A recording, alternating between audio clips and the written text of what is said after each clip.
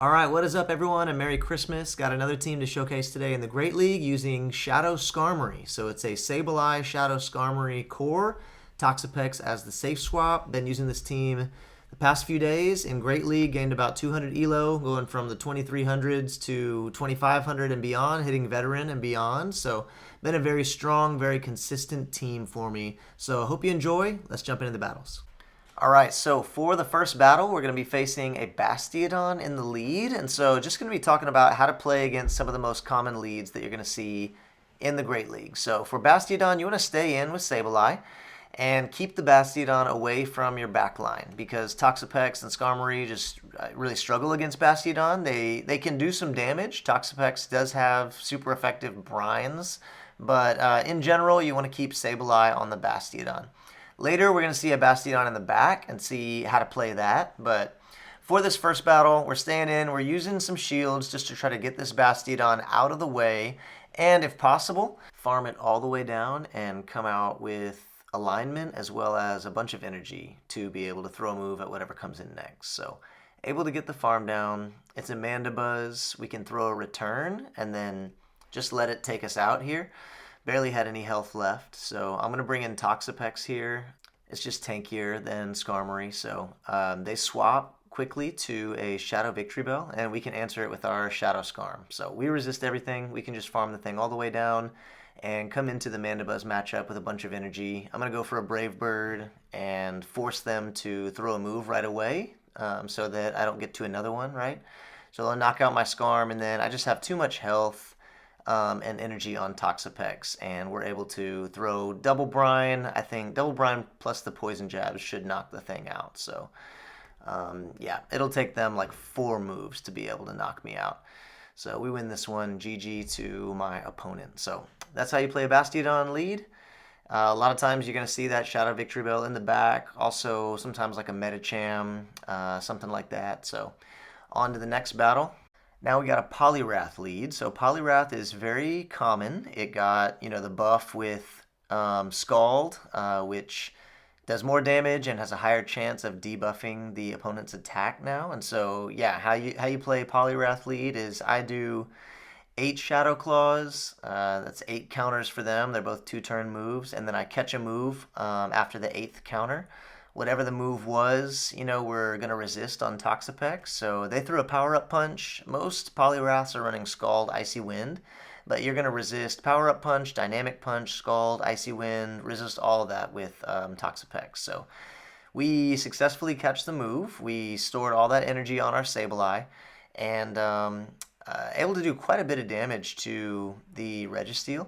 I threw my Foul Play right away to try to knock out the Registeel, knowing that Sableye wins CMP, but they anticipated that and caught the Foul Play on their Poliwrath. So good play by them. They banked that move from their Registeel, but I'm just going to let this go, let the Scald go, and save shields for Skarmory. So I imagine Registeel is going to come back in here, and we're going to have to shield up a Zap Cannon. So there it is. Definitely want to shield this. Would do a ton of damage. But then they have Abomasnow in the back. So we're actually in fine shape here.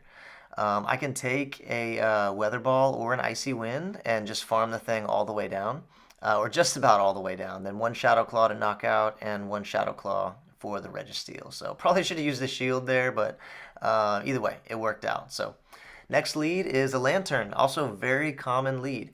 So with Lantern, you don't want to swap out to catch a move or anything like that. You just want to stay in and keep this away from the back line, right? Toxapex and Skarmory, both very weak to Lantern. If you do play a team with a Lantern in the back, usually safe swapping Toxapex will draw it out so that your Skarmory doesn't have to face it. And Toxapex, it is a losing matchup, but Toxapex can do damage with Poison Jabs and Sludge Waves, so it's not too bad. But we're staying in here. We're able to maintain even shields. And they bring in a Talonflame, and I swap right to Toxapex. It might have been better for me to just stay in with Sableye to lock in the Toxapex on Talonflame. But it's going to work out because they're going to want to keep a shield for their Talonflame. So I know they're probably going to let this Sludge Wave go.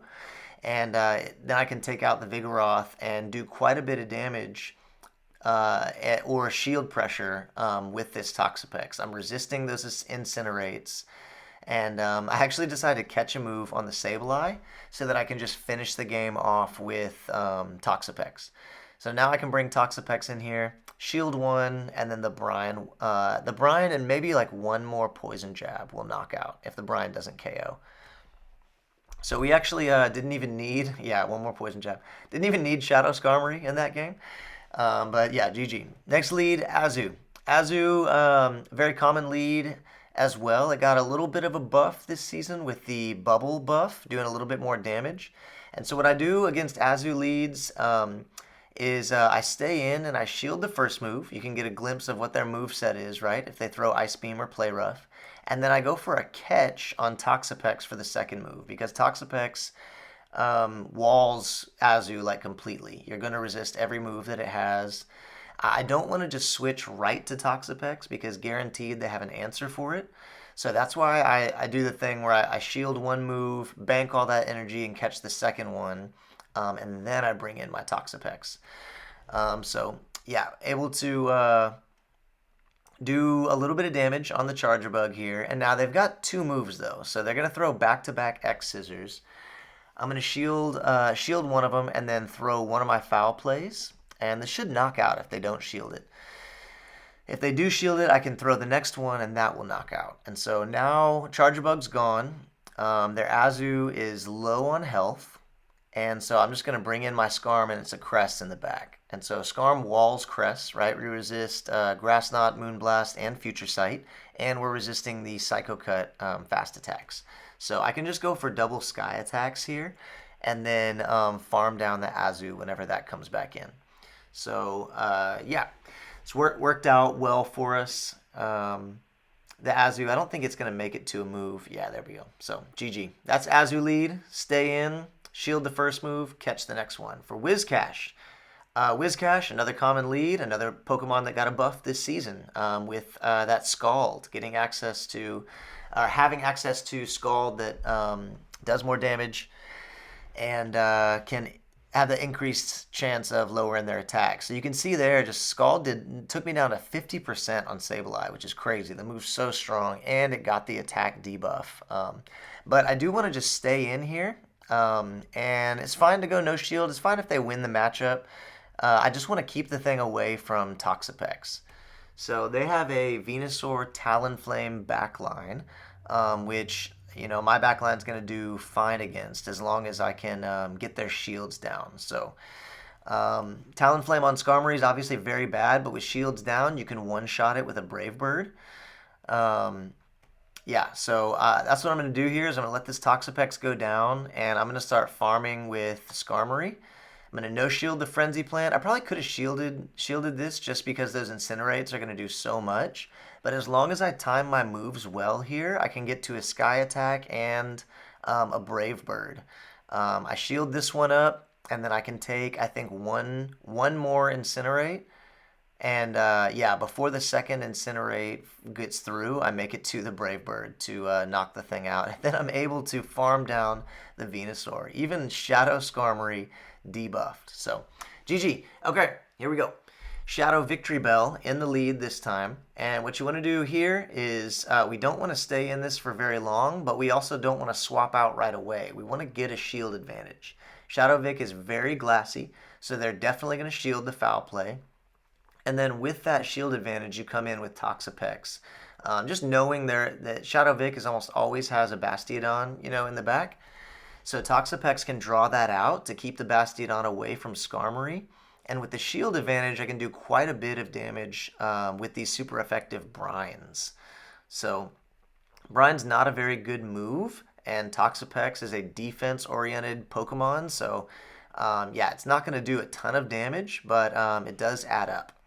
So I'm going to shield this up. Try to go for another Brine here, but they actually swap to Shadow Victory Bell and throw a move. Doesn't KO, but I'm going to switch right to Skarmory and just start farming down. So actually an okay position. I'm at a shield disadvantage, but these Steel Wings from Shadow Skarmory actually do like a decent amount of damage, you know, way better than the Air Slashes from old Skarmory. So I'm actually able to farm the thing down after a Sky Attack goes through. Now this Medicham throws a power-up punch, which are going to be able to live, and we can take one more counter to get to the next Sky attack. It's not going to knock out, but I can swap right to Sableye after this, and then we can just farm all the way down. And they top left. They know it's over. So there's some battles showcasing some of the most common leads you're going to see in the Great League. And I hope you guys enjoyed the battles. Shadow Skarm's really strong. That Steel Wing buff that it has makes it just a very powerful Pokemon to use in the current Great League meta. And using some of these strategies, knowing how to play against some of these leads will give you an edge, an advantage. So again, hope you enjoyed the battles. Hope you enjoyed the team. Let me know what you think in the comments. Y'all be blessed.